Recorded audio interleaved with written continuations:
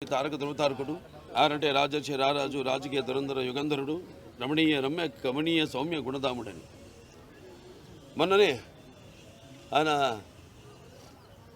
శత జయంతి జరుపుకోవడం జరిగింది. తర్వాత ఆయన సినిమా పరిశ్రమకు వచ్చి 75 సంవత్సరాలు మన దేశం ఆయన మొదటి సినిమా. ఆ సినిమా యొక్క ఉత్సవం కూడా జరుపుకోవడం జరిగింది. ఇప్పుడు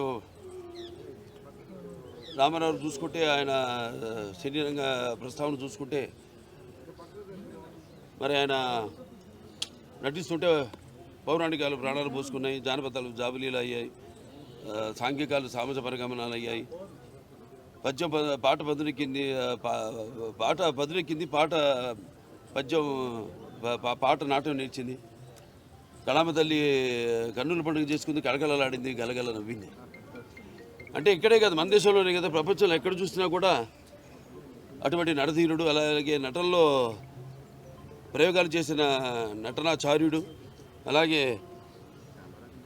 పాత్రలో పరకాయ ప్రవేశం చేసి ఆ పాత్రలను ఆయన అణువణువులో జీర్ణింపు చేసుకుని ఆ పాత్రలకి న్యాయం చేసిన నటధీరుడు